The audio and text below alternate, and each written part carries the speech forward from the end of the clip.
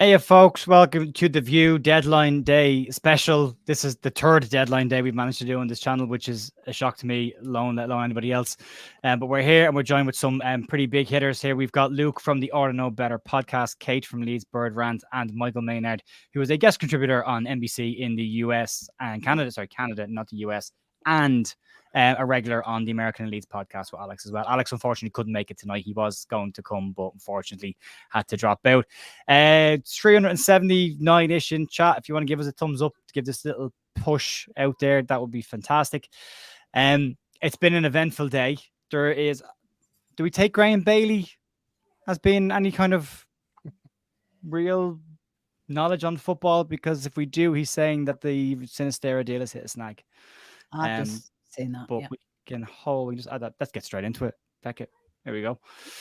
Now, I don't know about Graham Bailey, what his hit rate is like for 90 minutes, but he's saying here, Bournemouth's move for Daka has stalled, unlikely to happen. Also, their talks with Leeds over a deal for Luis Sinisterra have hit issues. Looks like a tough one to get over the line. There's nothing coming out locally from the Leeds United journalists. Graham Smith has put a post out saying that it's very quiet at Leeds. They're not getting any information out of the club, but this is how the 49ers have operated this window. But he said that there is hard work going on behind the background on contingencies. I do want to talk about the whole window all up because we have got an hour to do this, and there is a lot of stuff. But we'll start off. We'll just go around the houses. Luke, the Sinisterra stuff, we'll deal with that first, get it out of the way, and we'll probably come back to it at the end again, I'm sure. But the Sinisterra situation, the loan is the loan. I'm not sure we can do anything about that or what the issues with this are and why a loan is possible. I'm sure we'll find out after the fact if it does go through. But your thoughts on Sinisterra potentially moving out, and then how you think Leeds will be shaped up after that? Yeah. So first things first. I mean, I think I don't know. I don't feel that I'm being over cynical when I think that there is something within the contract that is a little potentially sticky. That, as you say, may well come out in the wash. And we probably do want to avoid any legal cases, and I think that is the be all and end all. I think we've promised him something along those lines, and we have anyway going on. I mean, as you said, that'll all come out, and I'm sure we'll find out more as tonight closes. But in terms of actual Sinisterra going out alone, look, it's never good to lose your arguably the best player within your squad, or certainly the most technically gifted. It can make something happen out of nothing. But I suppose where I am with it, Jer, is I'm not seeing it as a massive negative. I'm not letting it ruin my day. It's not ideal by any stretch. I'm not going to sit here and pretend losing somebody who could change a game in one touch is going to be ideal and is going to suit us moving forward for the rest of the season. But we've got to look at it, and we've actually got to take some positives from it. I mean, it's difficult, I know. But had this happened at the start of the window, would we be feeling similar? Because my feelings are, had this happened at the start of the window, we'd lost Cine, who I would have expected to go anyway, because I think him and Adams were technically only the two good enough to probably play and stay in the Premier League. And we still had the window that happened after that in terms of incoming transfers. Then would we be in this position now? I mean, ideally, we would probably still like a centre attacking midfielder and a left back, but it doesn't actually change the situation. I think the frustration is that it's happening now and today, and we haven't replaced. However, you look at the type of player and the profile of player that we've tried recruiting in Paintsil, in Amiri, in the lad from Roma who's Solbakken, was it something like that? I think it's Solbakken. Yeah. They're all very Cine type players. Somebody that can create something and make something happen, albeit probably not to the level of Sinisterra. But yeah, I mean, I'm very Sarah about it. Look, what happens. I'm still going to be going to watch him on to Wednesday tomorrow. Do you know what I mean? And it won't change anything about my day. It'd be great to see Sinisterra line up and playing for us, because he's the type of footballer, when you pay him money, that you want to go watch and see play for Leeds United. But yeah, look, I expected, if I'm realistic and honest, at the end of last season when we were relegated, I thought Sinisterra would have been one of the first out the door anyway. Yeah, I think it's the one player we've talked about consistently, Kate, since the start of the window, and all the real journalists have all said the same thing. be very difficult to keep Sinisterra at Leeds. And I've been accused of putting a Andrea Radrizzani on this earlier on when I said his knees are made of biscuits. But I think his legs are made of biscuits. You look at his injury history over the last couple of years. Is he a great player? Yes. Do we go from being championship contenders to a 7th, 8th place because Cine goes? Or if you look at the entirety of the squad that's been building there, is it that big a deal? Bearing in mind that no one else in the championship has a Cine level player. Yeah, which is what would have put us up, given us that edge. However, no, it doesn't. Is in answer to your question, basically, we do not become a 7th or 8th place finish just because he's not there. You know, the team, it's a team effort. And although he is he has been an integral part of the team. You know, like Luke said, game changing. Come on, change the game, change the game. We've got a lot of good players. We've got a lot of good players that have come in, and you know, I'm not entirely convinced that we won't get anybody else in. Yeah, I think there's, you know, 46 minutes or whatever it is, but I think we were just talking about this backstage. I think the problem is, or the issue seems to be, that it's the way it's being done, and yet again, it's kind of the optics. We know there's a lot going on behind the scenes. I think to the general fans, it's looking as if he's going out on loan. Like, how could he be going out on loan? We're not getting anything back for him. B, he's going to Bournemouth, who've done us over for Max Aarons and Tyler Adams. And C, it's happening on deadline day, and there's nobody we know of to replace him. So all that combined, as we've said, all transfer window, where there's lack of info, there's panic and speculation, and you know, all the rest of it. So no, I don't think it'll stop us pushing for promotion, but it doesn't look good, does it? I'm not against him leaving. It just doesn't look good generally. I think I would have rather a sale, if I'm being honest. But there is another avenue to this, Michael. We sat here on this day last year, Michael, and we said we thought the world was collapsing, and then out of nowhere, Willie Gnonto signed for us after the Kettler was called off, Bamba DM got off his plane, and that all happened this day last year. So it's a very different window in that sense. Mm-hmm. But looking at, like, I mean, there's a lot of reports now saying, looking at on Twitter, there's a lot of, even a Cherries site are now saying there's an issue with the deal. Looks like it might not be going through. Now, it's a great deal if we keep him. He does have an injury history, which is extensive. It is an extensive injury history. The deal apparently is if we can get Jaden Anthony as part of the deal, which I'm not blown away by anyway. And they've said no. So apparently that's possibly part of the issue. Do you think that the loan situation apparently could be something to do with keeping him, getting his value up next year after a year in the Premier League, and then selling him for more money? That way you make a profit, or bringing him back if we get into the Premier League. Do you think there's an angle of that to it, or do you think it's just a case of there's a clause in this contract, and even though we tried to get out of it, there's a legal issue here, and they've managed to push this?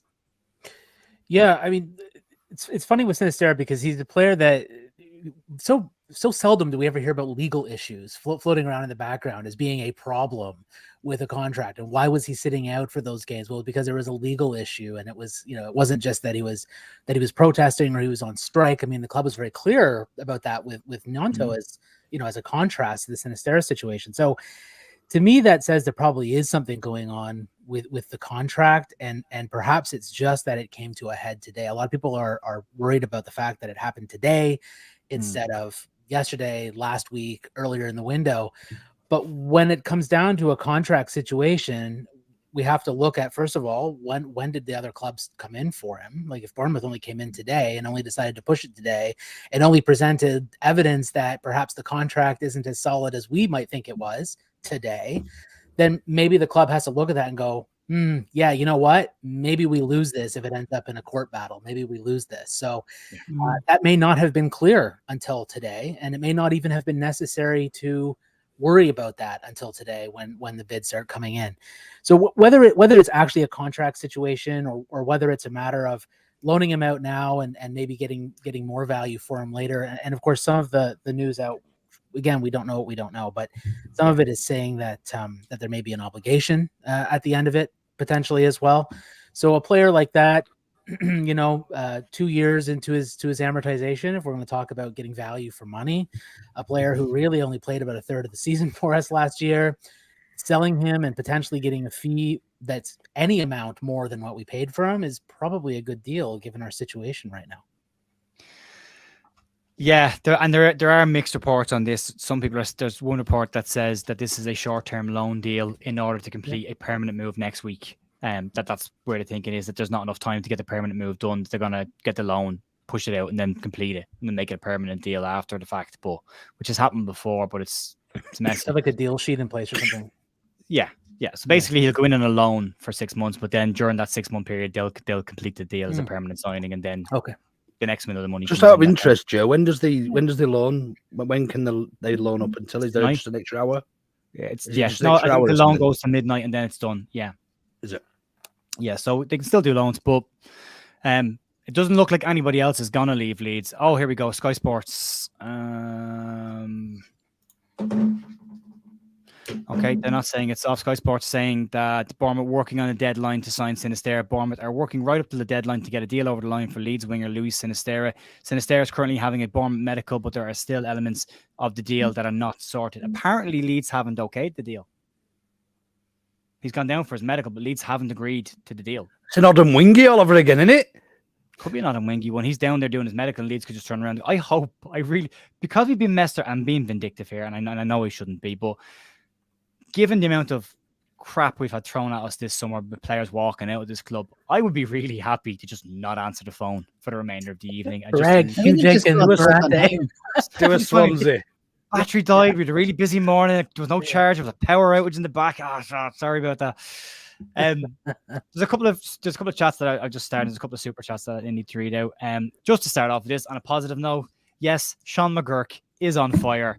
2 more goals from tonight in a 2-1 win over Stoke. He has started this season. I love this kid, and I really hope he makes it. Yeah, me too. The other one, this is one just from Jordan. And Jordan, I don't mean this in any kind of negative way, but the word catastrophic, I don't think is close enough to reality. I think it's way less than that. It's inconvenient, I think, at best, that we lose Sinisterra. It would be very nice to have him, but it's a very nice to have. If you lose him, we still have a good championship squad there that could do really well. I don't think catastrophic is quite the word. Keith Hearns, thank you for the super chat, Keith. We've tweeted all day, we have, but I'd love everyone's opinion on why we weren't prepared for the situation for City to leave. Now, there's 2 questions on that, Keith, and I'll start with Kate on this one. We're assuming that we weren't ready for this. Now, bearing in mind that every journalist in Leeds has been talking about this being a possibility, do we believe the 49ers were not ready for this?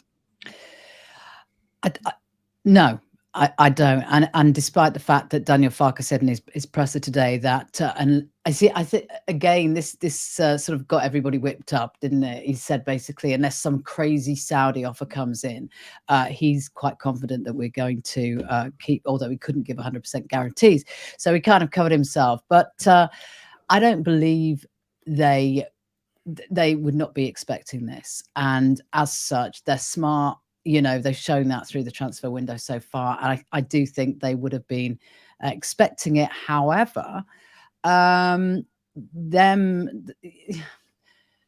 is he rebelling by going to Bournemouth without them knowing about it? Is he kind of pulling a willy kind of thing? I don't know. What now? He trained because his today. attitude's been praised up until now, hasn't it? And it seems rather a bizarre thing to go, and a bizarre club to go to as well for me. I just don't get it. I don't get the appeal of Bournemouth at all. I really don't get the appeal of it. But it's money and it's Premier League, and these players are motivated by cash. Let's be very clear and honest about it. Dollars talk, and that's what they're motivated by. And bearing in mind, Sinisterra is on 60% pay cut as we got relegated. So to get back up to his money. Yeah. Luke, what are your thoughts on that then? Do you think the same or? I'm not entirely sure, mate. To be honest, there's two sides to this coin. Isn't there? I think Sinisterra. I think he actually has wanted to leave. If I'm perfectly honest with you, Yeah, he has. He did ask to listen to offers. He did. He has said that. And I think now I'm going back to my original point earlier. I think there's something sticky somewhere within a contract or a conversation or something along the lines, because there's no way Daniel Farke brings him back into the first team fold knowing that this was going to be happening today. Good point. Now I think the club had an idea that the contract was probably sticky, and I think that's probably why we've looked at recruitment in Paintsill and various others. Do I think the club didn't know about it? I think they'd have to be really naive not to have known that this might not have happened. But I still don't discredit them for the way they've handled it at all. I think they've looked at a profile of player they want to bring in replacement with this eventuality. Now, if this was going to happen, there's absolutely no way, shape, or form we can blame the club. If he does go though, Luke, or if he doesn't go, if this does, let's assume, because there's now two different stories, one from Sky Sports saying it's on, and then one from Graham Bailey saying it's off. So there's still not a clear. And if you look at the press today, all the local journalists said Leeds have not agreed to this. Mm-hmm. And then you look at Romano saying it's on. So there's been this split on both sides and nothing in the middle. If it does fall through, does he walk back out tomorrow in the Leeds shirt? And what's that going to be like? There's a lot of hate for him. There's a lot. Yeah, he's got to get back up, and he's got to get back for playing in like almost, what is it, 12, 15 hours or so. So yeah, I mean, I honestly don't know, if I'm honest with you. I would like to think that it has been agreed that he could go down there. Although on the flip side, I probably wish he hadn't been allowed to go down there. But if this falls through tonight and he hasn't been granted permission by the club, Farke, there's not a chance on earth Farke picks him tomorrow. No, I don't think. I think he's done. I think he sits on the bench for a while, or he sits in the thing.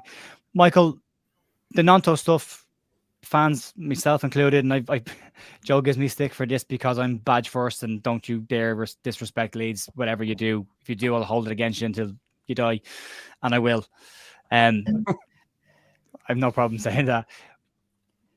But with the Gnonto situation, fans seem to kind of forgive him a little bit, although he has yet to walk out at Elland Road in the two games that he has been back for. So that'll be an interesting reception. But he seems to be forgiven by the away fans, which would be a lot more hardcore than the home fans.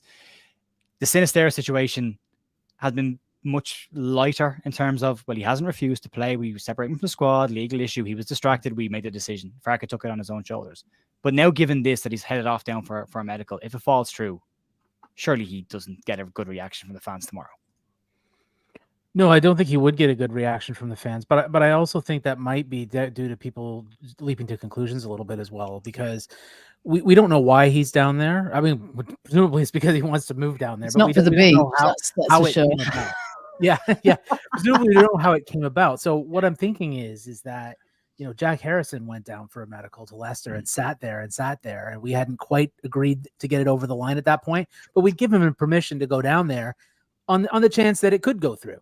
And I suspect it's probably the same situation here. I highly doubt that the player would go down there for a medical of his own accord while still under contract.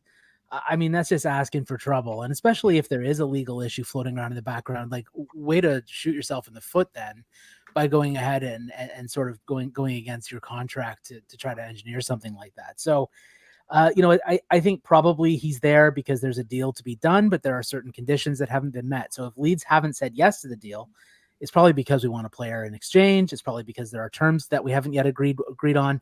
Maybe it's a soft deal that needs to get firmed up. Maybe it doesn't happen. Maybe it does. But I would suspect that he's there because we've given him permission to be there. And if people are jumping to conclusions, I would just urge caution, because we don't know. We don't know what's going on. But no, yeah, you're right. The other thing about Gnonto, the big difference, and I guess we will see what the boss has to say about this. But Farke came out, and a little bit in terms of the reaction to Gnonto and how people have sort of shifted away from really, really being angry with him, is that Farke's come out and has run interference for him, right? He's come out and said, look, he came to me, he was contrite, he apologized, I'm welcoming him back. He's a young guy, he should get a second chance. And right now, Daniel Farke has a lot of credit in the bank for the way that he's conducted himself since becoming our boss. a little bit he's loaned that credit, I think, to Willie Gnonto to make sure that the fans get off of his back. Yeah. If that's something that happens through Daniel Farka explaining what's happened down the line with Sinisterra, then there's a possibility that the same sort of grace will be extended to him that has been to Gnonto. Yeah. It Just depends on quickly, whether Joe, sorry, go for it. just on that. You use Jack Harrison as an example there, and part of the agreement with Jack Harrison joining was that we signed a replacement at the time. Yeah. If you remember, I forget who it was who we were after. Zaniolo. Zaniolo we were trying to Zaniolo, that's right, Zaniolo. Now that could well be the part of the agreement. Look, you can have him. He can go, providing we've got somebody who can still come in and do a similar job or even at a lower level, and we're happy with the squad that we've got. It could, I mean, that's another point of view, I suppose. Yeah. And that's the big one. Graham Smith's been talking about this in the blog for the Yorkshire Evening Post, and he's basically been saying that as far as he can see, they've asked the club for information. They're getting no answers at all on anything. But he said all the lights are on and the people are there and there's work going on behind the scenes. I've seen a couple of, whether you believe FPL 21 or whatever his tag is, he put a tweet earlier on that said that if you knew what was going on behind the scenes, it would blow your mind. There's stuff going on behind the scenes. But we're down to the last half an hour now. So it's, for me, there's always somebody outside Ellen Road with a camera. There's nothing come out. There's no one walking in and out of the ground. So I'm not sure. Real quick one, folks. There's 1,100 people watching this. So massive thanks to start with. If you could give us a thumbs up and a no like there, that would be fantastic. I'm going to just fly through a couple of super chats real quick before we get onto the entire window as a full move away from Sinisterra for a bit.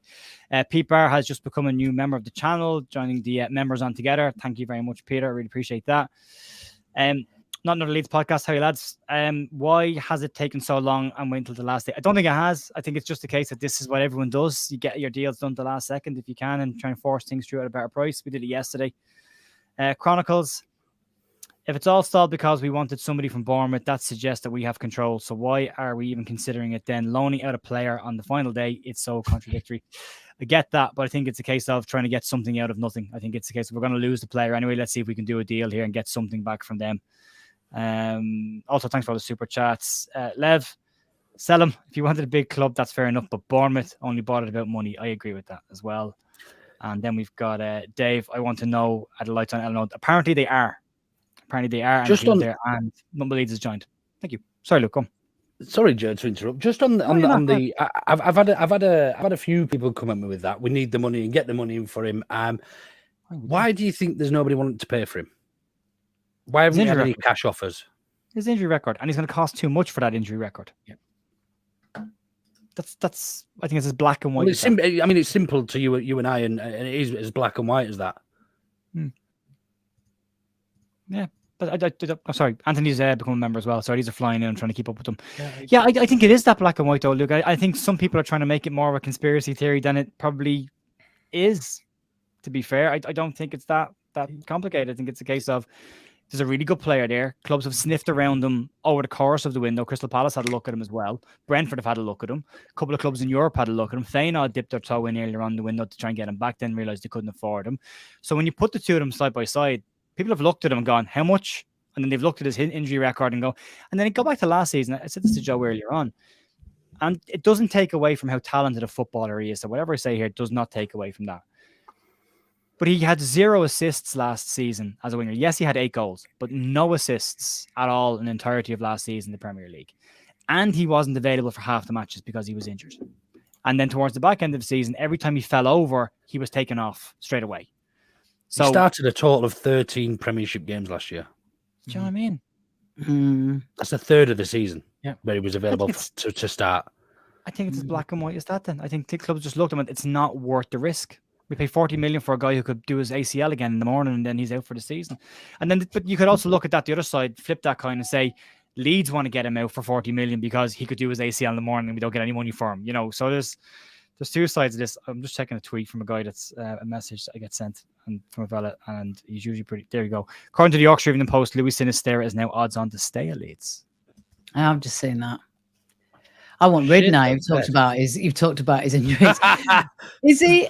Can I just ask you? You mentioned before that if he goes out on loan tonight, Did you say that with the option to sort of, did you say the sale will go ahead in a few weeks' time? Is that what you were saying? One of the stories was that they didn't feel that they had enough time to do the permanent move. So they do Right. the loan now just to get it done, get him into the club. And then over the course of the next couple of months, between now and January, they'll finalize the permanent deal. But that's one place saying that, and it's coming from a Bournemouth source as well. So probably not that probably wishful thinking. reliable. Well, you know, Probably is wishful thinking, yeah. Just take a step back then for a second. And Michael, if you were, I'm going to ask you to split your brain here now. The start of the transfer window happens and all hell breaks loose at Leeds. Everyone just tucks tail and runs, packs their bags, go off to Europe. Then you look at the last couple of weeks of the transfer window here. Looking at it objectively and stepping back from it and going, yes, the start of it was an absolute disaster. But now looking at the squad that's been put together, do you see the window as being an all-up positive window now, even with the Sinisterra situation in terms of the quality we brought in? Or is it still a bad window? Or is it just the fact that Sinisterra has gone the last day that's tainting it for some people? Well, I can't speak for how other people are feeling about it, but I feel overall positive about the window. It's not the greatest window ever. No one likes, having the club picked apart. And I think it would have been a lot better to get some cash in the door for some of those players, although some of the contracts and some of the fees that we paid for some of those players meant that maybe, in terms of getting money in the door, it wouldn't have been that profitable anyway. So that, there may be some element to protecting value just by having them on loan and getting another year off their amortized value before selling them. But, and also seeing if they can increase their value by performing well, although reports on a few of them are suggesting that's not the case. Yeah. With some of them that are gone. So, but anyway, it did feel very difficult at the start with all the loans going out, but I'm quite happy with the signings that we've made. I think they're really smart signings. I think the contracts are good. We've made some loan signings where we've needed to. This is how you build a competitive team for this level. I think we're still a bit light in a few places. I'm not happy about the left back situation right now. I think we need a creative player up top. We don't really have one. I think a lot of our attack is going to be based more on transition than it is on creation. And given that we're a possession heavy side, that's not ideal.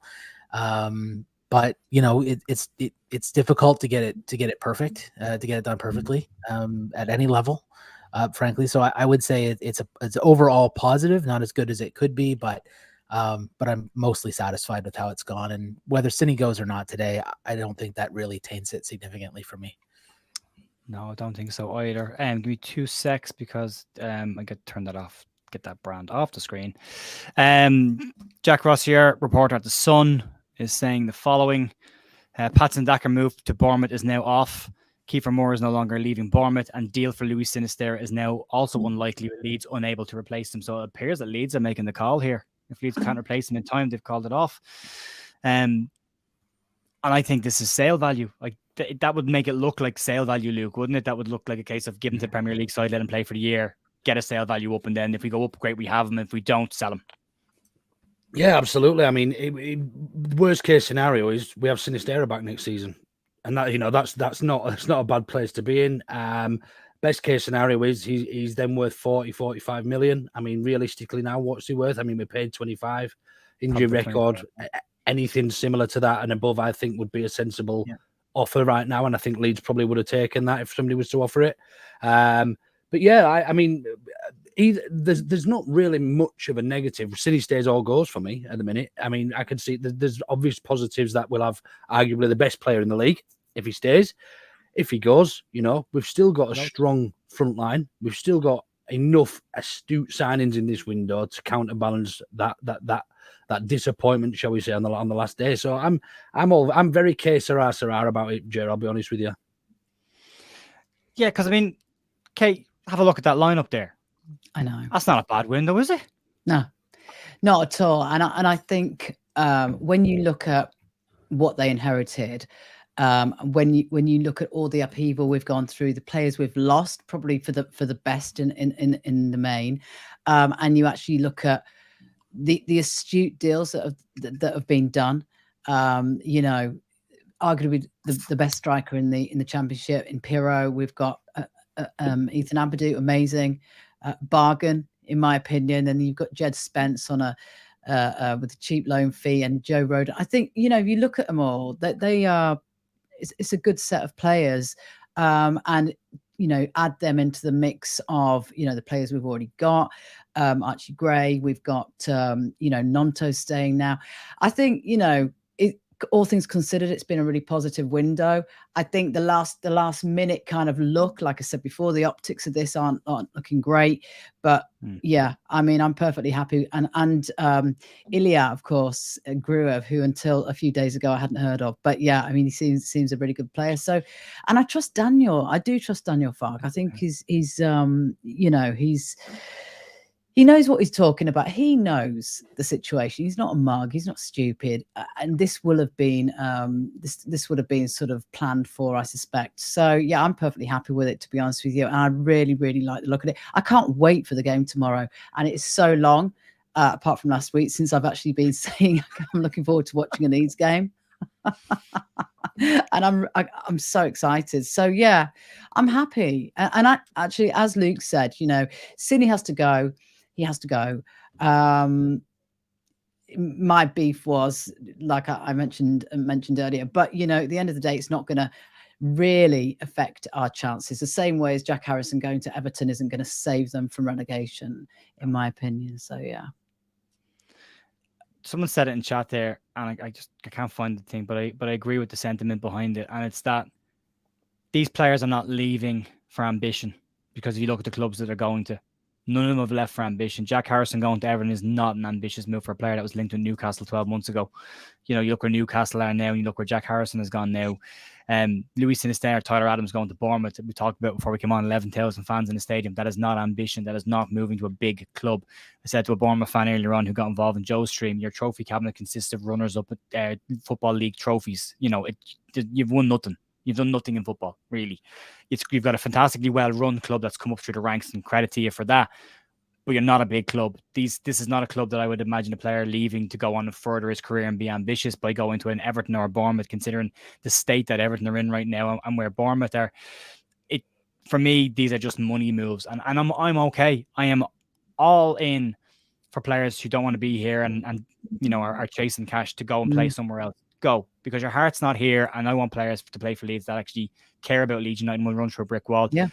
We were blessed to have people like David Batty, you know, Gaetano Berardi, you know, players that, even Liam Cooper, you know, whatever you think about Liam Cooper's and Luke Ayling as well, whatever you think about their footballing ability, their commitment to the badge has never waned even slightly. They've been 100% committed to Leeds. And that has to be the way it is. We keep talking about this, and I keep saying it, side before self. At some point, it's got to stop being a tagline and actually mean something. Sure. And to a lot of fans, it does. To me, it does. So I think to Daniel Farker it does as well, Jet. And I think that's what he looks for in a player. I don't think, you know, when he's looking at a player profile, it's not, obviously the majority of it is on ability and the rest of it, but you know, attitude and personality, character, I think is really important to him, because he's very big on that himself, isn't he? In his first interviews, he was saying, you know, how humble he is, and he likes to sort of instill those kind of values in his players. And I think, you know, that comes across in the players that he's signed. I mean, Ethan Ampadu, you know, a case in point. You see what a decent guy he is, and Jed Spence as well. What a decent guy. You know, there's been reports out about what an absolute, you know, how lovely he is and how decent a human being is. And I think that counts for something, because that basically shows you that they're gonna play for the badge. Like Daniel says, defend the badge. Do you know what I mean?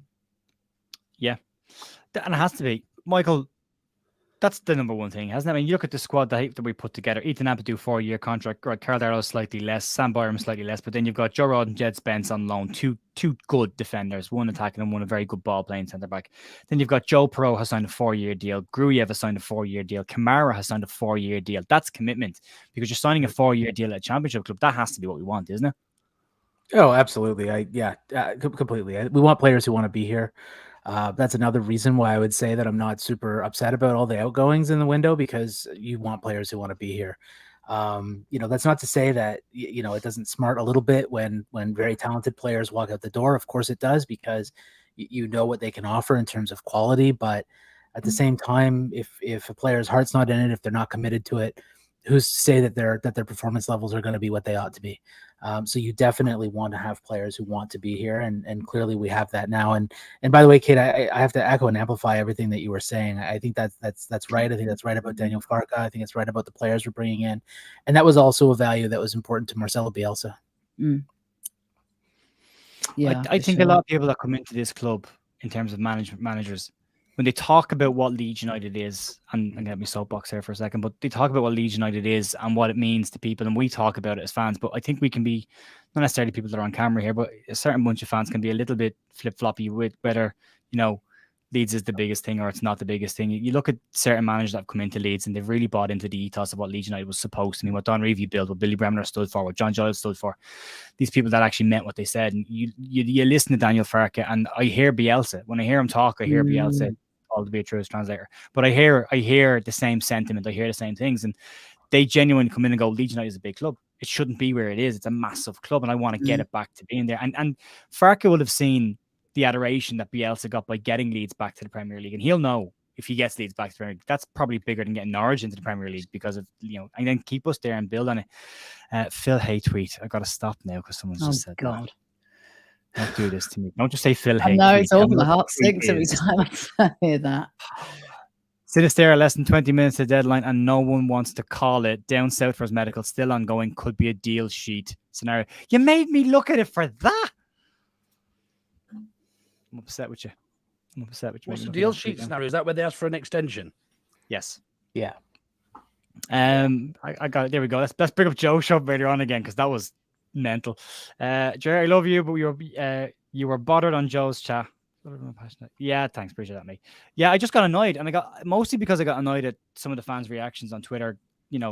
Taking everything that Farke has done during this summer, seeing what the changes in the club have been, and then just to say it was a disaster for Window and we've made a mess of it. I just don't agree with it. I don't agree with it. Quite the contrary, Jer, don't you think? Quite the contrary. When you can see, if you look at it objectively, you can see what's happening. This building from the ground up. It's not perfect, but God, it's 200%, if that's possible, better than it was when he took over. And look at the way he's managed things. Look at the way he's managed the Gnonto situation, and he's fielded the press. He's kept the fans on side. He took the heat off Willie. It was important for Willie, in my opinion, to get back on the pitch at Ipswich, not only for him, but for us as well. If he's going to stay, he needs to be feeling comfortable when he plays, and Daniel sort of just put him on there. There was none of this, no hassle, no drama. He just gets on with it, and you can see something. For me, very, very special sort of building from the ground up, and I hope he and us are rewarded at the end of the season by promotion. If we're not, then we go into next season and we are we go again. I'm being very pragmatic. I want to grab you on that, Kate, because you weren't that way inclined at the end of the season. Like when we talked earlier on this off season, before Farke maybe started bringing in some players, and it was a case of we have to get up first time. But now I think, and I'm with you on this, I'm 100% with you. If it doesn't happen this season, it'll happen next, and I've no doubt that it will. I look at what Farke is building, and you look at what Nick Hammond is doing behind the scenes, and he's doing exactly what he did in Newcastle. He started off with the goalkeeper and the defense, got that sorted first, then the defensive midfielders, then this week we moved on to the backup midfielders, or the upgrades on midfielders, and then into the attack. So, I'm exactly there with you. I would have said at the end of last season we have to get back up with the first crack, and now I'm like, I think we'll go close, and if we don't, we'll do it next year. And I fully believe, and I even believe. So you can. I'm so sorry to interrupt. You can see, but you can see what's happening. It's a force for good. I really do believe it, and I believe in the 49ers as well. I just think they need to be given a chance, and literally doing what they've done with what they had, I think, is that they need to be commended. And when he says in his pressers, I've got to compliment what's going on behind the scenes, I can see it, and I'm not surprised really, because to pull off what they've pulled off in terms of Joel Pirro is just a bloody miracle, quite frankly. So it was the priority coming into this season, Michael, and it still is, but it was, and we got it. Was a number 9. Yeah, and we've got arguably the best number 9 in the league. That's right. Yeah, no, that's right. That was a huge piece to get, and I agree completely. It was absolutely the first one that we needed to get done. We didn't get it done first in terms of order, but it was the most first in terms of most of importance that we had to get done. And it's something that we should have got done last year. Frankly, we should have been sitting here having a discussion about that last year, but they got it done, and that is absolutely key. And I think the way that he immediately slotted into the team with only one training session under his belt just shows you the quality of player that we got. Absolutely key for us. Like I said, I'm not. There's still some weaknesses I think that concern me a little bit. But I think we're in a pretty good spot with the squad overall, and in those areas we can probably make do with what we have if we have to. And there's always January if we're looking like we're in a competitive position, where maybe one or two extra through the door will sort of help us bring us to that next level or ensure, solidify where we are, depending on where we are at that point, then that's certainly something we can look at. I'm also taking a long view, as you were just saying. So, if it's not this year, it will probably be next year. I think given the chaos that the new owners walked into, the fact that they've actually had a shortened window, because of the way that the whole ownership approval with the league went, and the fact that all these players were on loan deals and everyone sort of walked out at the same time. I think it's too early to judge the 49ers as an ownership group. I think we can certainly have a look at this window and say, what do we think about this window? And I think we'd say, given all the factors that we've discussed, it's been overall a positive one. But I think it's way too early to say, the 49ers are really good or really bad. I think they need some more time, just because they've just been managing chaos. So far, I think they've managed the chaos fairly well, which bodes well. And I think that, certainly there's reason to be optimistic. Yeah, I agree. Just throw us up. Big shout out to Matty. How you doing, mate? 10 minutes of pain left and the rest of a full season. Keep up the great work. And you too, Matt, as well. There's a Bournemouth ITK site who have just put up googly eyes. So that usually means there's a deal incoming. So we'll know in the next 10 minutes. There's 10 minutes left in the window. Phil Hayes said that we're looking at deal sheet territory, which means that the team, as long as the deal sheet is into the FA at 11 p.m., there's an extension to 12 o'clock to get a deal done for an hour. I agree with everyone who's saying you'd hope the 49ers do them dirty. I agree. I was just checking at the time in San Francisco to see if they were in bed. They're not. It's 3 o'clock in the afternoon, so unfortunately we can't pull a Hugh Jenkins on this and be asleep. Betting suspended on him. I think it's done. I think he's going to go. Even at that, again, looking at what we brought in, I think compared to last season's squad, we're a better squad, Luke, aren't we? The team is a better team. When you look at the likes of Kamara, Gruev coming in, Pirro, Spence, Rodon, that Ampadu, this is a better side than last season, isn't it? Surely, man for man, absolutely. I mean, we've probably got a better striker. We've probably if Sinisterra goes, we've probably got a weaker attacking front three, but simply because Sinisterra gone. However, he only started 13 Premier League games last season, so we had to do the majority of it without him anyway. You look at the and that's why we went down. Well, I still maintain that had Sinisterra and Adams stayed fit all season, we probably wouldn't have gone down. Yeah. I stand by that. I think they were that important to us. And then you look at the defensive midfielders. Look, we had Adams and his mate. Forshaw. And Forshaw. I think the 2 or the 4 now that we've got to play there absolutely run rings around them, and we've got a better defense. How can you, and a better backup goalie? How can you go drop down a league, have a better squad, and still be unhappy? It's almost impossible. I said this a couple of weeks ago. I said it again to Joe on Joe's show today. There is a portion of Leeds fans who don't judge a transfer window until deadline day. And what I mean is they discount everything that has happened outside of deadline day. If you don't sign 2 players on deadline day, it's been a crap window. If you sell players, it's been a disaster. And it's not. It really isn't. We've lost so much. I mean, is anyone going to tell me that Robin Koch, Max Fober, Tyler Roberts, Adam Forshaw, Joe Robles, Brendan Aronson, Rasmus Christensen, and maybe even Cody Drama Perkins going out on loan. We're not getting rid of some dead weight there. Absolutely.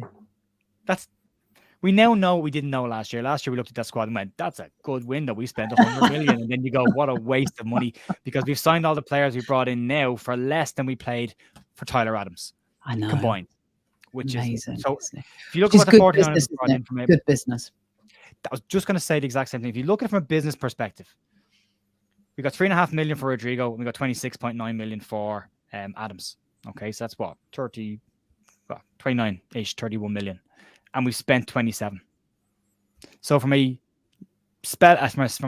management perspective, Leeds have come out of this in a net positive and still managed to strengthen what I think they strengthened the 11. And I think there's less injuries in there as well, although I shouldn't say that out loud. 7 minutes to go, still no update from anybody just yet. Just a quick one. Graham Bailey's now gone back on what he said and said Bournemouth look now like they now will need a deal sheet for Luis Sinisterra, but he is having medical, looking more likely Leeds have agreed the deal. Which would suggest that maybe Leeds have got somebody else, but there's nothing to suggest Leeds have got anybody coming in. Unless there's Oh dear. Yeah. Look, it was going to happen. I'm not. You know what? I'm not going to do this. We've got 5 minutes left. I'm not going to get dragged into negativity because I don't think it's a negative window. I still think even if Cine goes, and as Luke said, played less than 18 games. I started less than 18 games last year, or 13 games. So I'm okay with that. We didn't do a left back. No. Which I'd like to ask you about. Farkas said today in his press conference, we've got poor Jamie Shacks got put into every gap. He is definitely the new Stuart Dallas. He got lumped into every position we've got a gap except for number 10, but just still time. He mentioned Junior Firpo coming back from injury. He mentioned Sam Byram, and he's obviously mentioned the fact that we can, Jed Spence can play there as well if he needs to. He can also play Shacks there, who did very well, and he can move Stroke across if needed as well. It's still a position. I think the two positions that we left undone were left back and number 10. For me, I still think if you got those two done, even with Cindy going, it's a 10 out of a 10 window for me. If you got those two in without them, I think it's still like a 7 or an 8 out of 10, which is still a good window. Do you think we've left, outside of Cindy, Michael, do you think we've left ourselves short in this window, or have we got enough to get to January? And as you said, if it's a case that we're competitive come January, they go big for the final push. Yeah, I think we're a bit, I wouldn't say we necessarily left ourselves short, but we're certainly a bit light. I think we can probably make do is sort of where I'm at with it. Like I said, I don't think it's always easy or possible to build a perfect squad. If we got the left back and sort of a more creative number 10 type in there, I think it would certainly look a lot better, and I would feel even more confident about it. But I think we do have enough to make do at least until January, and then see what happens. With regards to Junior Firpo, I mean, he's always coming back from injury. But look, if it's a matter of we're sort of platooning him with Shackleton and with others who can sort of go back there with Byram, for example, it's a situation where maybe we just don't have a consistent left back all the time. Again, not ideal, but not insurmountable. Yeah. Luke, what's your take on that?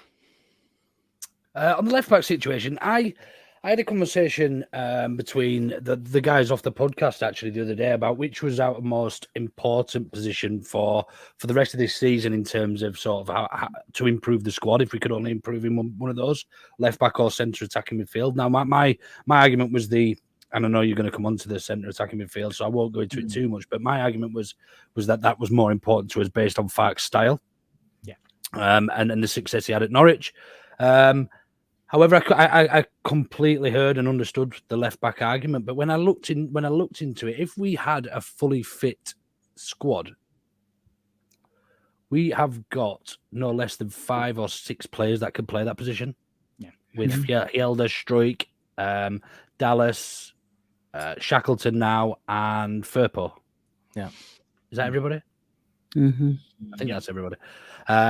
So when you look at it like that, if they were fit, which obviously the majority of those aren't at the minute, then it would, and somebody was playing well in that position, we'd absolutely discredit that position and pretend that we actually didn't even need that.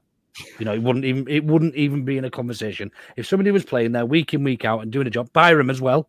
Sorry, I should add. Yeah, of course. So yeah. So that was my argument. We don't have a natural 10 in the squad. Yeah. In the whole of the squad. Yeah, it's true. Yeah, I agree with that. I think, Kate, looking at the game against Salford specifically, and probably a little bit less with Ipswich, but there was still a bit signs of it. we find ourselves going to where we're strong, and that's the wide areas. So it's left to right to left to right to left to right to left to right. And against Salford, it just got predictable to the point where we just couldn't get into the box. Exactly. Having a number 10 gets you into the box. It's someone that's creative. Now, to be fair, there are not that many Pablos out there. There are not that many super creative number 10s out there that you can get that can unlock a defense that easily, and everybody's kind of looking for them as well. Is that still a key area? I thought Pero and Rutter, when they rotated, that looked fine against Ipswich in that role. I thought Rutter actually looked better in the 10 than he has in the 9. Can we get away with till January and then maybe look at it again, or do you think it'll be a problem area? The thing is, I mean, not that I don't profess to kind of know as much about this, but it did work with Pirro. But if that is going to be the way we're going to play, aren't teams going to start getting cottoning on to kind of what we're doing, and also sitting deep, like parking the bus, like they did against Salford. The thing is, Jer, I think we don't have any choice, do we? Daniel Farke is going to have to be and actually we haven't mentioned Ruta tonight, or I haven't. I mean, we've got him in the squad as well, and he played really well against Ipswich. So I think Daniel Farke is wily enough to be creative with the way that he sets teams up, and once he knows exactly what he's playing, what he's working with, that's obviously going to be an advantage. But definitely we will be looking to January. I mean, look, we've got 1 minute to go, for God's sake. Nothing's going to get done now. Could be losing Cine. January is going to be the next big thing. And Daniel, as of tomorrow, Daniel will know who he's got to work with. Michael, any final thoughts on our transfer window so far, and just even a summary of the entirety of the window, how you feel about things? Yeah, I mean, I guess we'll find out soon enough whether Sinisterra stays or goes. It's sort of been a bit of a teeter-totter, this one, right? He's staying, he's going. We don't know. He's up and down.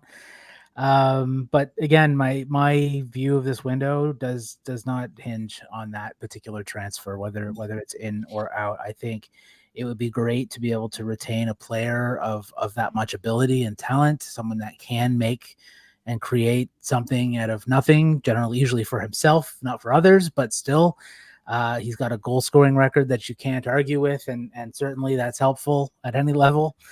But at the same time, we never know what his injuries are going to be like or not. So I don't think this window or our season is going to hinge on whether Sinisterra stays or goes. It would be nice to have someone else coming in.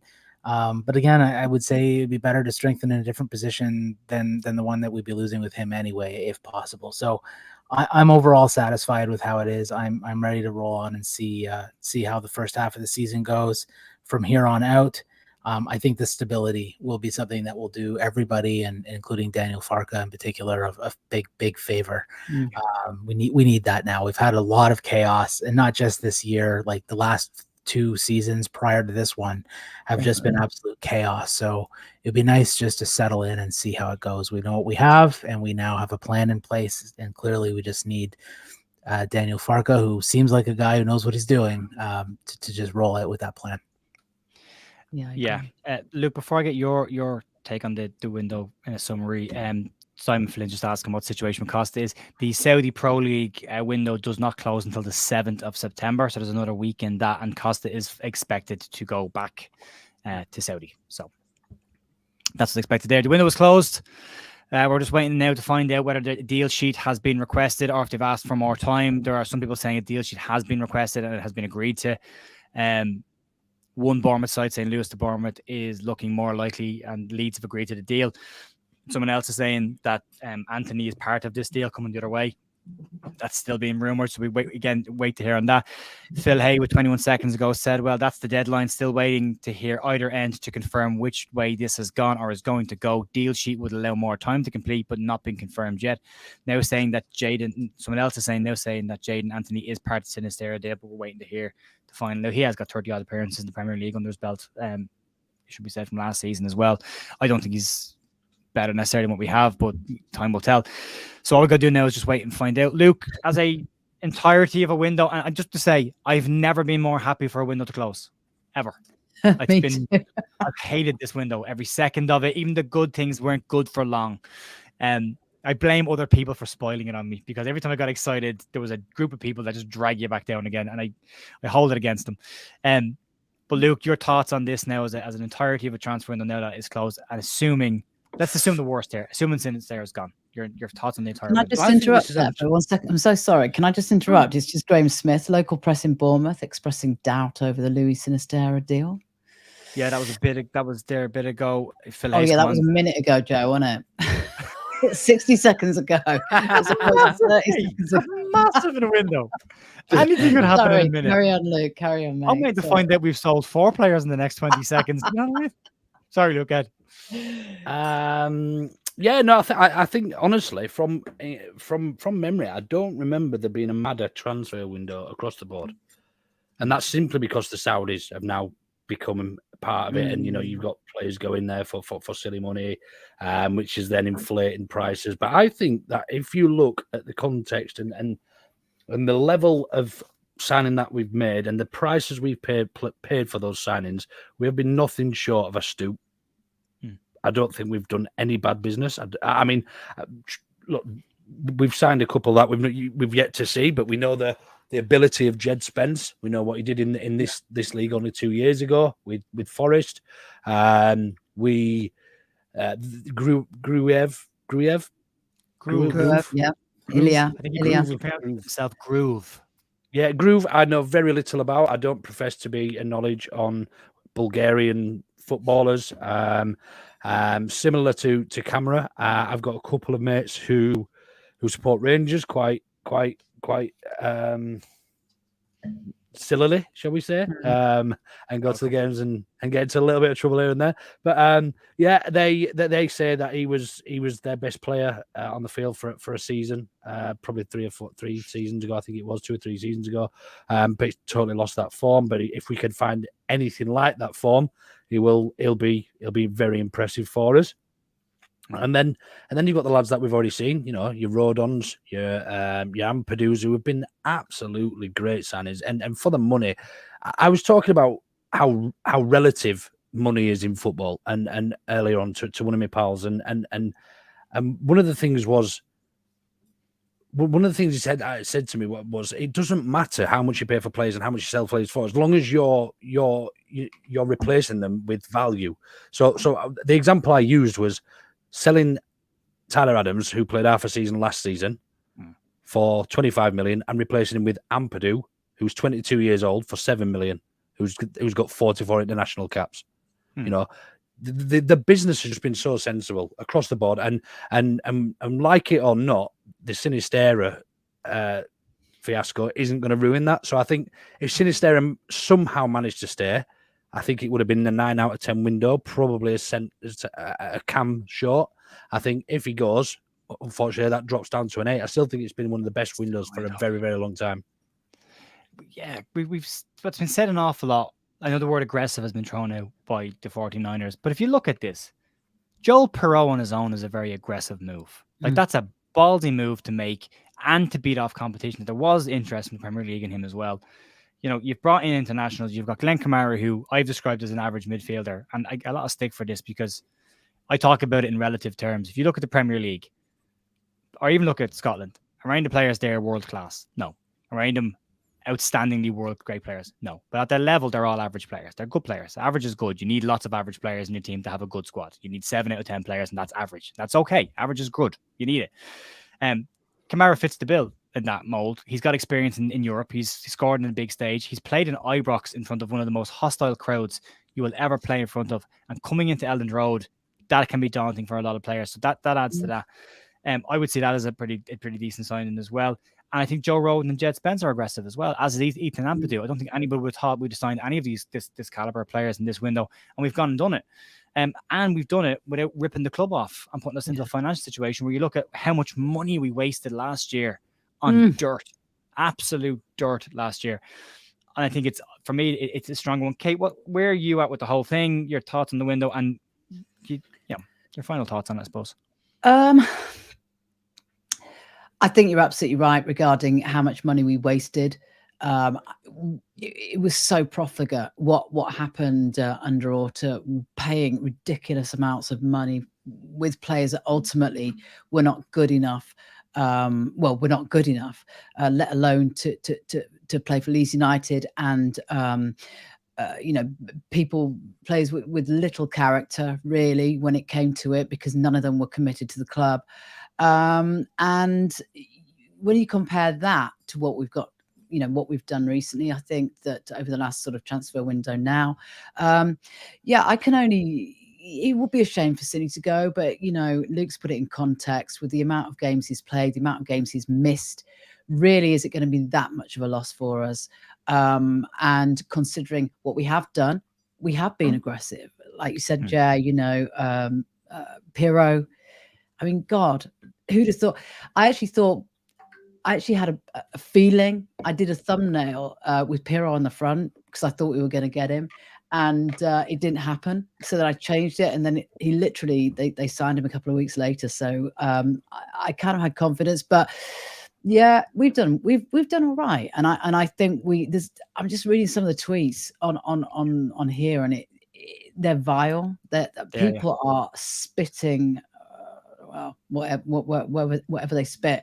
But I think, Kate, that these people are always angry, and they're always the ones that are first out to give out. And as far as I'm concerned with these people, go support a different club. Go somewhere else, because you're not welcome. You're not wanted. You drag all of us down. You make us all look bad. These are the same people that have the odd idiot that walks out onto the pitch and tries to push a manager or push a player. Yeah. These idiots. So, Max Leitcher spitting feathers, by the way. Spitting feathers. That's what it was. There you go. There you go, Max. Still waiting to hear. Still not an awful lot come through. I did star one because I just want to bring this up. Gavin James put this in. All in all, we haven't spent anything in this window. And I don't think, I'm not assuming you're saying that as a negative, Gavin, because I don't think it is a negative. I think if you look at it from a business perspective and from a club taking, and bearing in mind how we've been so badly mismanaged financially for so long by so many owners, if you can bring in the players that we've brought in, and if you don't have to spend big money on them, why would you? I mean, again, last season proves spending money doesn't equal good transfer window. Sure. Good players equals good transfer window, and that's it goes back to it all being relative, doesn't it? Yeah. If you can bring somebody in and replace them for equally for half the money, why wouldn't you do that? It's good business. It's good business. We're not playing FIFA here. It's important to bring players in that can actually get an output from them, but also not bankrupt the club, and again not have the Jorginho Rutter umbrella over your head for an entire season going, how much do we pay for him? How much do we pay for him? How much do we pay for him? You don't have that pressure with these. I mean, Joe Pirro's already probably paid back his 10 million quid with one goal. So there you go. Job done. The pressure's off you. And there is nothing coming out right now. Why is it 10 past 11 and we don't know if there's a deal sheet? You what, though? Why is it 10 past 11 and we don't know if there's a deal sheet, and we don't know if it's on or off? I know. Nothing coming out. It's pretty poor, that, isn't it? Yeah, and this is what I've been saying. In the absence of any sort of concrete information, people do get pissed off, and people are absolutely effing and blinding. Okay, deal sheet for Sinisterra according to Alex Crook. Yeah, Phil said the same thing. Sinisterra sounds like a deal sheet. So it looks like they have applied for a deal sheet. It's starting to come out now. Alex Crook, deal sheet been applied for. Phil Hastings there looks like a deal sheet. It's starting to come out. Nothing from anybody else local, nothing from Graham yet. That's a shame. It'd be nice to hear something from the club, wouldn't it? I don't think you're going to. I know, but it would be nice. We've said it all summer. We got to get used to this. I think we got to get used to this. Just you're not going to hear about things unless there's something to be talked about, and until it's done, it's not done. Yeah, that would be a shame. I'm going to hang on a bit longer, just to see. No, have to wait and see. I suppose we have to wait and see. Get a bit longer. Yeah, I think we've exhausted everything. Have we? Have we talked about everything? Do we want to hang on till the deal sheet stuff comes through, or do we want to call it a night? I'm quite happy to sit here and just. I think we need to sit it out because anything could happen. It's Leeds. It is Leeds. And there could also be an announcement to the club that says, "Oh, by the way, we've got this player as well." Yeah, exactly. Yeah. Michael, sorry. James has just said Sorry. Go on, sorry, Kate. No, I was just going to say, James has just said in the chat, there's so much going on. It doesn't feel like there's a game tomorrow with everything going on. And he's right. You know, at the end of the day, there's a bloody game tomorrow against a team that have defined themselves as was it minnows or mice? Yeah. What did he say? The Mice. West Brom boss, mice. Yeah. And what are we? We're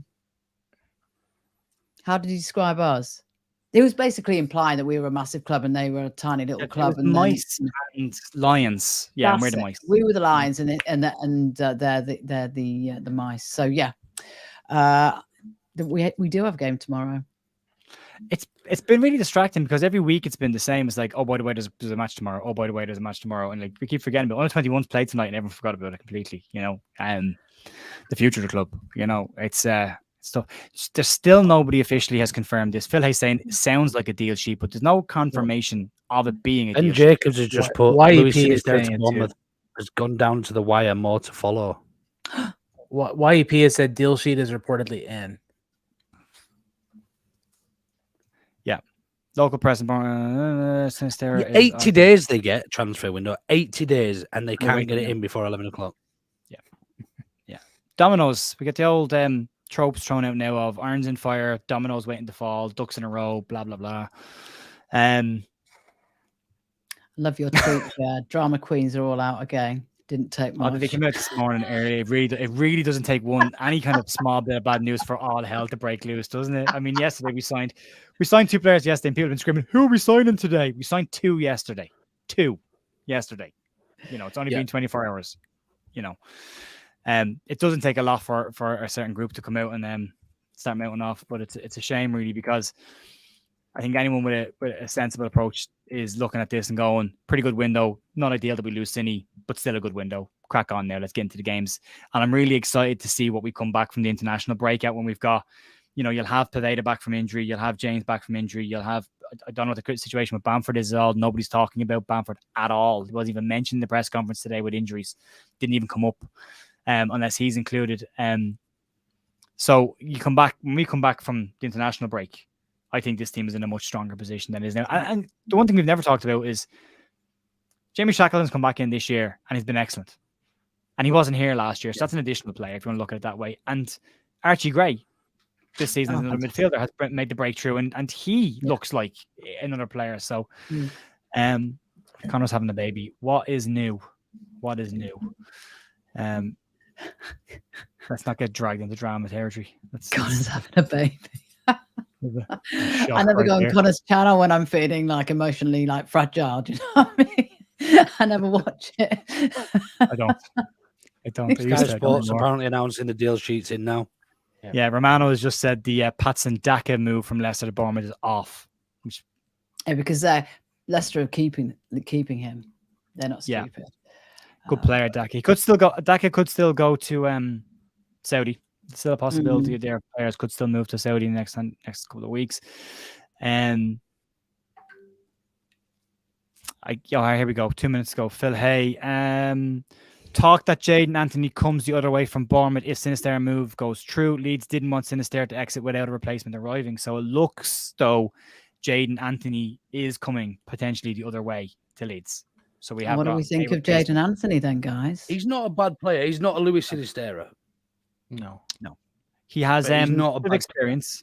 He's had 30 last season. He made 30 appearances in the Premier League, scored 2 goals, and got an assist.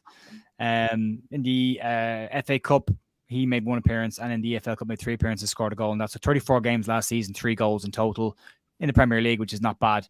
Season before that in the Championship, played 48 games and scored 8 goals in that season as well. But then again, I think we need to sort of look at it from the point of view as well that, you know, Daniel Farker has a bit like Marcelo did, you know, has a sort of, you know, record of bringing on players and developing players. And I think, you know, you never know, do you? He's not Sinisterra, but maybe he'll do us for, you know, to give us a good run this season. Maybe he'll be okay. I think the biggest gripe was that we didn't bring a replacement in. If we brought somebody in that Farker has okayed, thinking he can use him in some shape or fashion, then where's the gripe? You know, we've Yeah. lost somebody who didn't want to be here, and we've got somebody coming who's got a bit of a point to prove. You know, it's not the worst case scenario. Yeah, Not at I all. agree. I think a player coming in with a B in his bonnet is exactly the kind of player that Daniel Farke will like. You know, go show everyone what you can do. Off you go. It's not confirmed, but Phil's saying it. It's a possibility that it looks like he's coming the way that Leeds wouldn't agree to the move unless it was a player coming the other way, and it looks like that's what has finally tipped it over for Leeds to agree to the move. Yeah, that was a snag. Yeah. I think the player himself wasn't too keen to come to Leeds, but I think if you're looking at you're being replaced by Luis Sinisterra, you're literally being told your replacement is coming in. You can go. You're not going to play. Go play somewhere. By Luis Sinisterra, being told that you're crap. Yeah, this is going to sound really, really shit, but I hope he gets injured if he does go. It's a very good chance. Well, there is a good chance, isn't there? It's a nasty thing to say, and you should never wish it on anybody, but I hope he does. Oh, I wish that on Alan Smith, mate. I wished it heavily on Alan Smith. Yeah. I was but a much younger, that, angrier man then. Having said that, if it's only a loan, he has to come back, doesn't he? If he's on loan, he comes back anyway, and we treat him. I wanted Alan Smith to get injured, but I wanted Harry Kewell to be consumed by fire. So it was slightly different. But I was in my 20s. I was an angry kid. And John Redmond just asking what a deal sheet is. So basically, for anyone who doesn't know, a deal sheet is when a deal looks like it's going to be completed, but isn't going to get done in the time it's needed in the cutoff. So what they do is they basically have all the paperwork filled in. They fax that across on a deal sheet to the FA to say, or the Premier League to say, we have everything in line. It's going to get done, but we're just need a few more minutes to get the final signatures and stuff like that.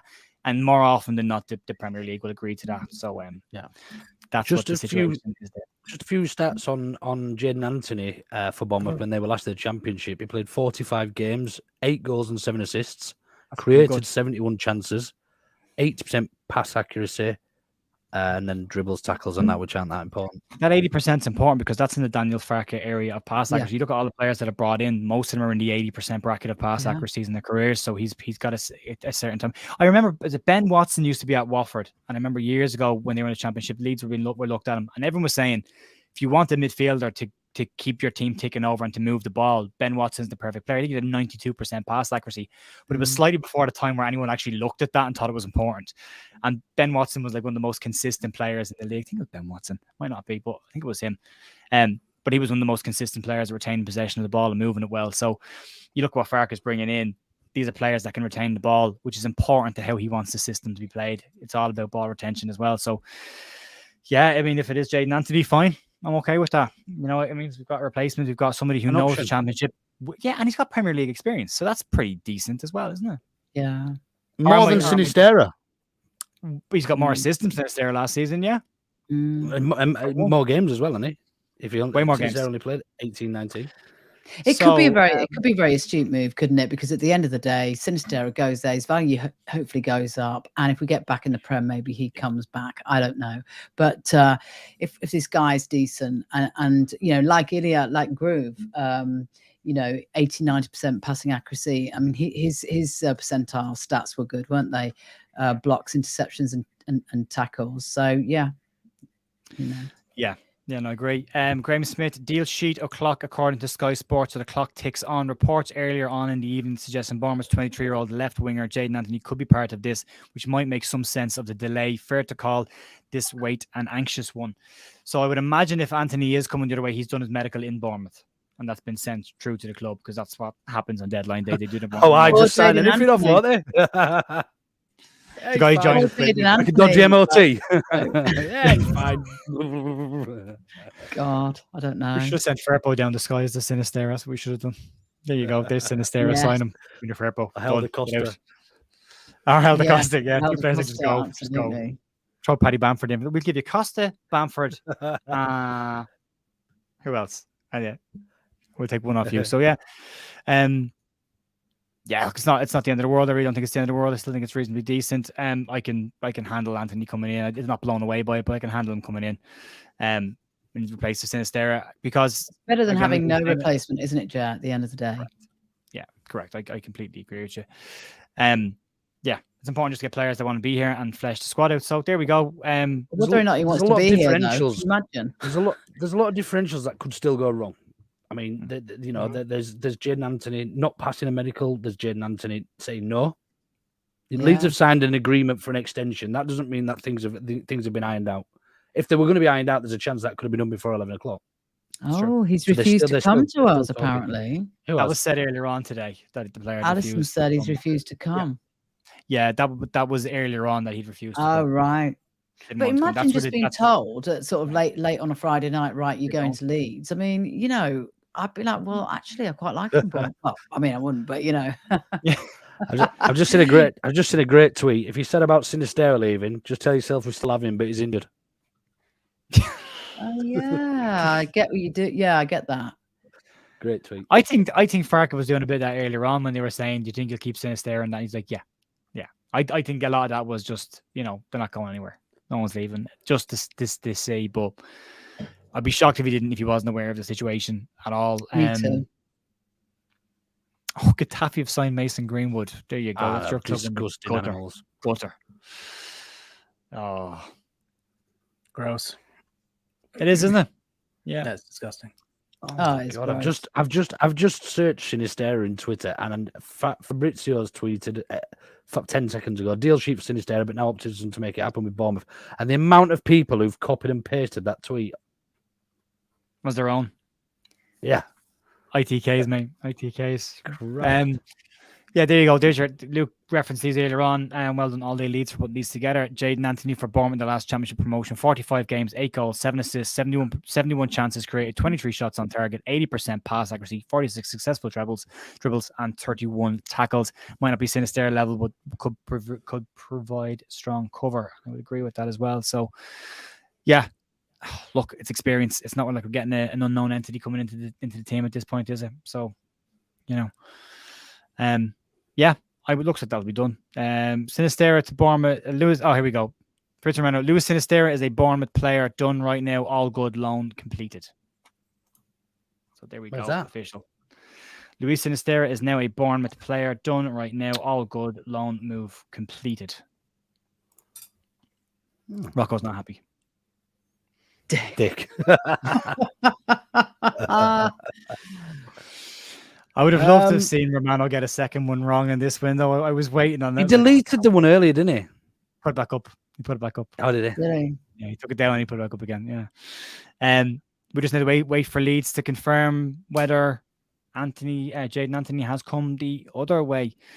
But there we go, folks. That's your transfer window for 23-24 season. A bit of a damp squib towards the end of it, but it's Leeds United. It wouldn't be Leeds if we didn't make it slightly more entertaining or sad than it needed to be. People aren't At least happy. we only lost one of those three, I think. Exactly. One of them was going to go. Do you know what I mean? At the end He's the most injury prone of the three. He is the most injury prone. And Willie now is in the Italy squad, isn't he? So he's going to be okay. And all's good in the hood, I do believe. Yeah, as Phil has said here, on a different note, JB stays. Swansea had a look and were interested in a permanent deal, but couldn't get it done. Fleetwood and Valenciennes fell through earlier in the day. Actually, it looked like it was a done deal to Fleetwood until Valenciennes got involved in it, and then the whole thing collapsed for both of them. Michael's gone. Sorry, Michael. Poor Darko. Yeah. If you wanted to go, yeah. I mean, look, at the end of the day, we'll be here again in 6 months, 4 months time. So exactly. I think for what we've been through, where we've come from with all the shit, with the takeover and everything, and the fact that we didn't even enter the market until sort of after other people, I think, really at the end of the day, it hasn't been too bad. In fact, it's been positive. Yes.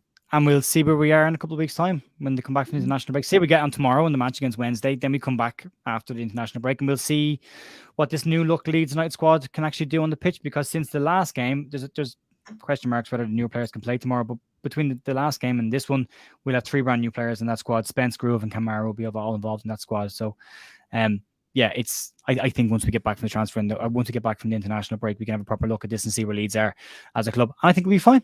And Daniel seemed like, bless him, he can't wait for the break, can he? I'm not surprised. He must be absolutely knackered. It's done. Bournemouth now confirming the deal is done. So there you go. That's that one done. Jaden Anthony in, but not confirmed. Yeah. Jaden Anthony in, has it been confirmed, has it? Hasn't been confirmed. Just usual ITK guys gambling and assuming that it's happening. So I have to wait and see. Yeah, look, I mean, coming into today, we knew there was a possibility between Somerville, Sinisterra, Gnonto. We'd lose one, maybe two. We've managed to come out of it with Somerville and Gnonto, who are the younger of the two. And as Luke has already said, they are far less injury prone than what Sinisterra was. The upside to this is if Cine gets injured, he comes back to Leeds. That's what happens with a loan. When you get injured, you go back to your parent club. So you could see him back here in a couple of weeks' time. You never know. So we could just take a lump out of him. Every cloud. I said this last week. There are Leeds fans who will take every silver lining and find the cloud. I am looking for the silver lining in the cloud. Quick one there from Charlotte Watson. Great content creators gathered here. Keep it up. Appreciate that, Charlotte. Thank you very much for your support. We really appreciate it. And Max, oh, sorry, there's an argument going on in the chat. Sure. What else will be going on in the chat? What else will be happening in the chat? You've got no dog in that fight, Joe. Right, folks. I'm going to just say this in the most Leeds way ever. Go to bed. Go to bed. You can go to bed now. The deal's done. Massive thank you to Luke from the Order No Better podcast, Kate from Leeds Bird Rants, and Michael Maynard on Twitter and on the American Leeds podcast as well. I will link everyone's links and Twitter handles down in the description once this video is finished. Go support them. Go check them out. As we keep saying, there's some fantastic contributors. We've had Connor live tonight, Joe live tonight. We've been live tonight. I'm sure there's been live tonight. The Square Ball were live. Yeah, you've been live tonight. Square Ball were live tonight. Don't go to bed just yet. I've been live tonight, and we've still managed to get 1,300 people on a live view. So massive shout out to everyone who's watched the stream as well. Can't thank you enough. And especially, I'm just going to say this and caveat it. For the entire last 12 months, I just want to say a massive thank you to everyone that supported my channel and helped the channel grow. We're 15,000 subscribers now, heading towards 2.5 million views. And I could not be more grateful to everybody. It has been a huge thing for me and has helped me pack in my football coaching career and focus on something that made me less angry. Still angry, but less angry than I was. So it makes me more angry. There's no way I could do it for any more than once a week. Days like today, yeah. Days like today, especially. But it's, hey, tomorrow I get to talk about Leeds Foundation news and the under 21s, and then nothing about transfer windows. So that'll be a positive. Yeah, thank God stuff. Yeah, back to normal stuff. So right, we'll wrap it up there. Go ahead, Mike. Well, I'd say it's been a tiresome window, so the rest is much needed. Definitely. Yeah, definitely. Right. Thanks, everyone. Have a great evening, and I'll probably see you next week for more Leeds content. Check everyone else out. Exactly. March on together, and peace out. Bye. Take care. Bye-bye. Bye.